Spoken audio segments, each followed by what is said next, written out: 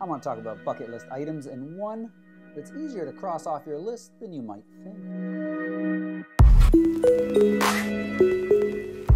So last December, I traveled to Alaska with McKay Photography Academy, and our goal was an awesome Alaska photography experience, along with photographing the Northern Lights and visiting the Arctic Circle. So if you watch my vlog, though, we never made it to the Arctic Circle. So you see, we were on the bus leaving Fairbanks, Alaska. We made a quick stop for pie, very important before you set off on a very long drive to the Arctic Circle.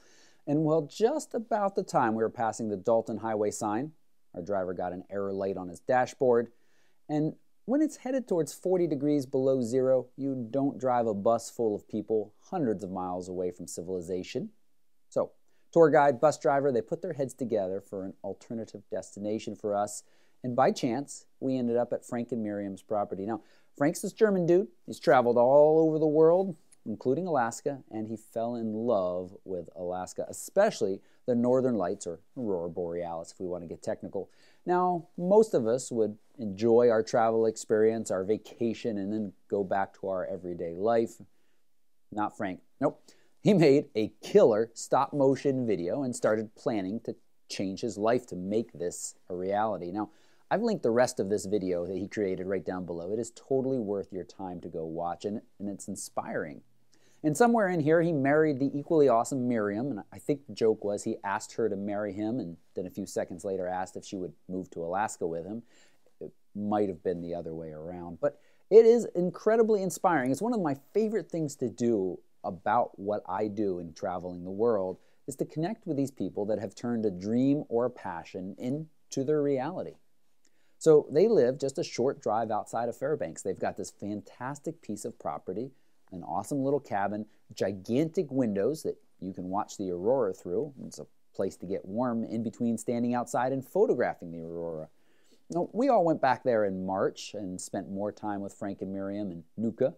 And if the Aurora is not out, we did light painting, we went dog sledding, we ate delicious cookies, hot cocoa.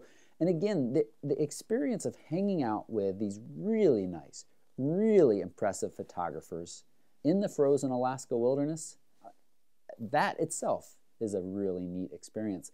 And so I've seen so many of you talk about having the Aurora, seeing the Aurora, photographing the Aurora on your bucket list. And if you're in the US, Fairbanks is an easy destination. You can book a tour with these guys. You're going to walk away with some awesome Aurora images. It doesn't matter if you're a beginner, more advanced. Frank offers workshops for you, small groups. They're approachable.